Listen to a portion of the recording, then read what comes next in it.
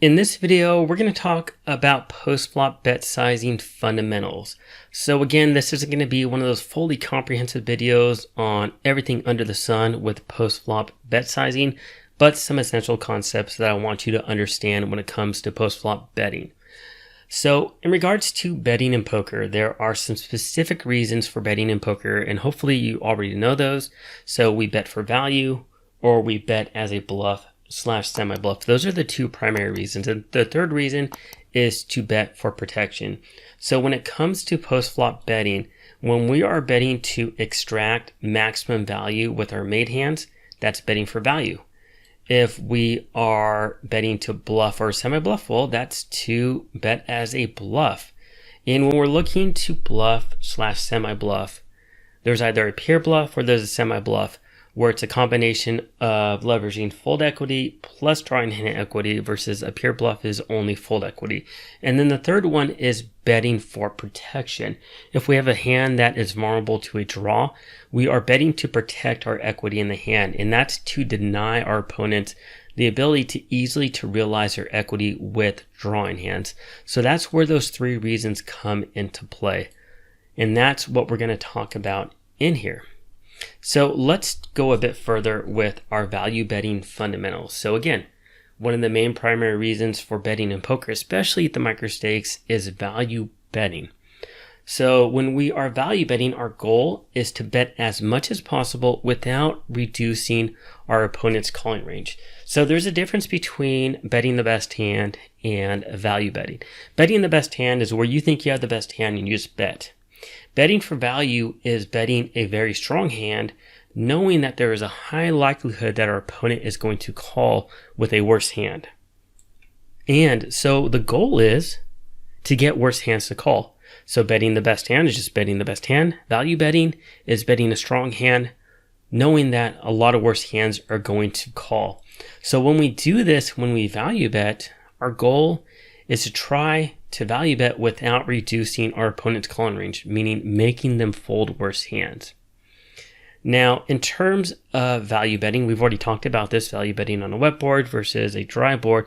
Well, on our wet boards, where they're draw heavy, we also want to consider betting for protection. So you'll probably hear me say, or you've heard me say in other videos, I'm betting for value plus protection. That's going to be on a wet board, because I'm not only betting to get my opponents to call with worse hands to get value, but I'm betting to allow them the means to call me with a bad pot odds price, meaning I'm not going to allow them to draw to their hand freely without paying for that.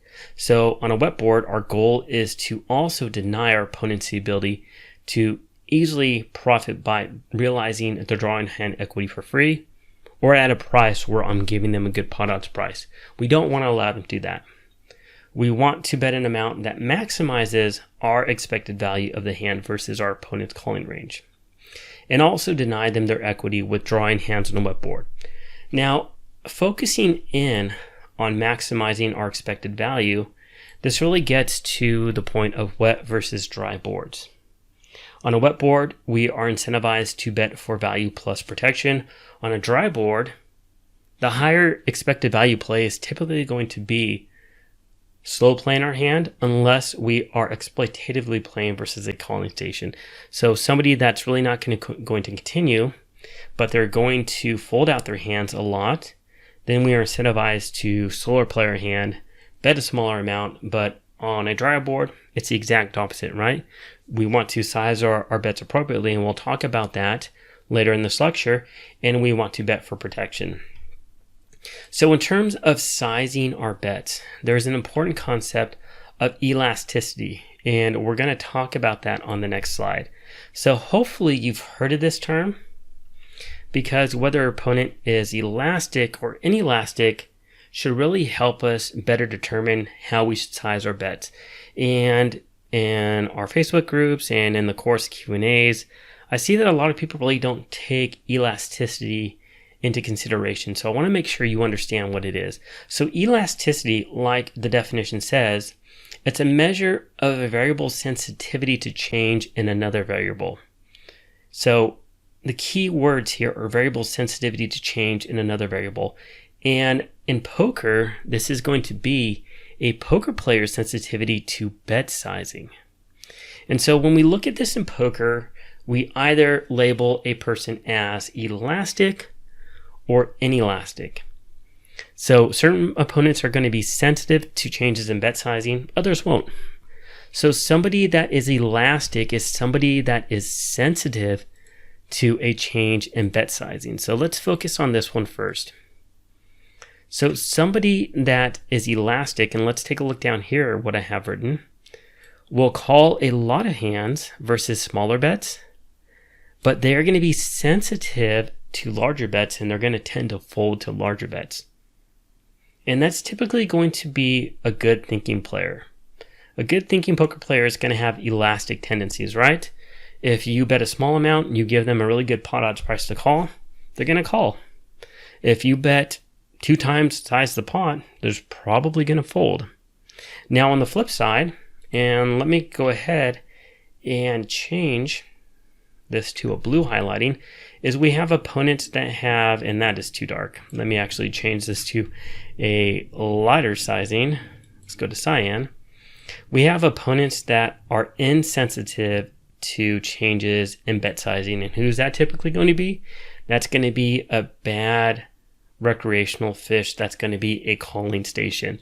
So as you probably already figured, inelastic opponents will call a bet regardless of the size of the bet. So if they're a calling station and they have top pair with a weak kicker, they're going to call regardless of if you bet a quarter pot size bet or a full pot size bet. Or if they have a draw, whether it be the worst flush draw out there or a gut shot straight draw with only 4 outs to improve, whether you bet a third of a pot or 3/4 of a pot size bet, they're going to call. And it tends to be bad opponents. So you really need to take this into consideration, whether your opponent is elastic or inelastic, because that'll allow you to actually make those exploitative adjustments. And really, the main takeaway from this to understand is that good opponents tend to be elastic, and those good opponents are going to be sensitive to change in bet sizing, and bad opponents tend to be inelastic, and they're going to call regardless of the size of the bet, i.e. their calling station. Okay, let's take this a bit further. I'm not really going to talk about all the math involved because I'm assuming as a member here at MicroGrinder Poker School, you have a basic understanding of poker math, but I want to talk about the concept of our post-flop bet sizing equates to our opponent's pot odds. So whenever we bet post-flop, when we fire out a continuation bet on a wet or a semi-wet board texture, we're offering our opponent a specific gambling wager pot odds price to call. So if you've taken my Essential Poker Math course or if you read the book, then you will understand that when you're faced with potentially calling a hand with a drawing hand or a medium strength hand, you have to compare your equity to the pot odds price that you're being offered. So whenever we bet, we're offering our opponents a specific pot odds price to call. And this is very important on wet board textures because we know that our opponents are going to have a lot of drawing hands. And our goal as the person that's betting is to offer them a minus EV pot odds price to call.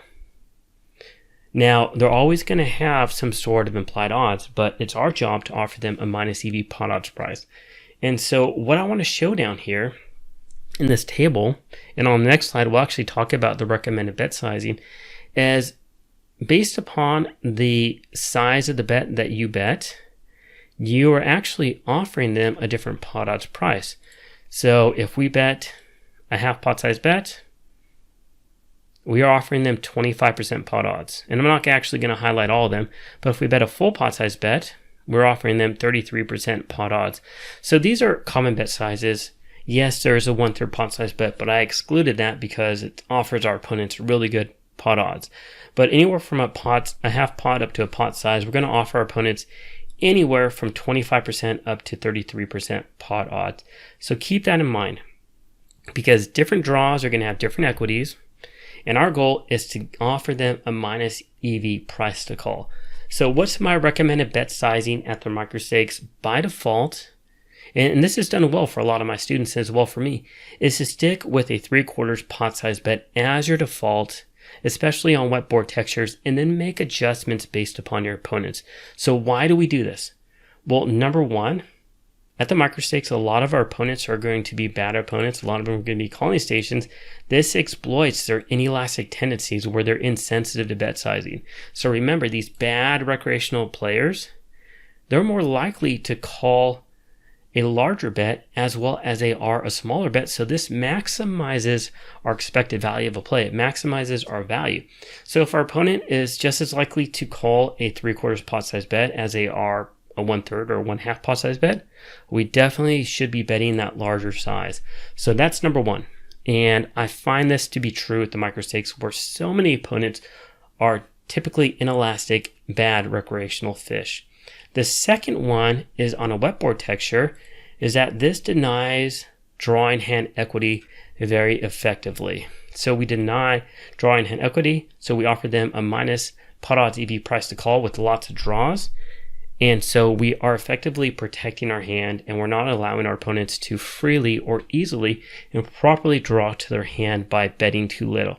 So if we think about this, excluding those monster draws, so a flush draw plus a straight draw, or another combo draw that could have up to 15 outs, it's very hard to prevent them from trying to draw out, because by the river, they have more than a greater than 50% chance of improving their hand. They're going to call anyways. But all those other draws, just a flush draw or just a straight draw, this is going to give them a really bad pot odds price to call. Because when we bet a 3/4 pot size bet, we are giving them 30.3% pot odds. So we think about a flush draw, 9 outs, it has 18% chance to improve on the next street. If we think about a straight draw with 8 outs, it only has 16% chance to improve on the next street.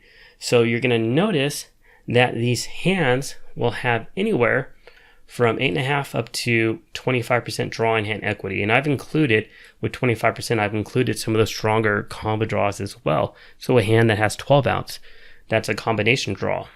That's definitely a lot of equity, but we're still offering them with that much equity a minus EV pot odds price to call.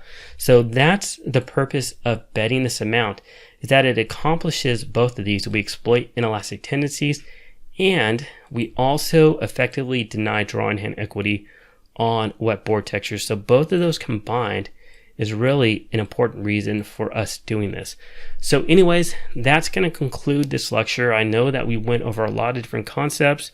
We talked about elasticity, which for me personally kind of threw me through a loop, because I actually think about it backwards, and I'm actually not going to get into that because I don't want to confuse you.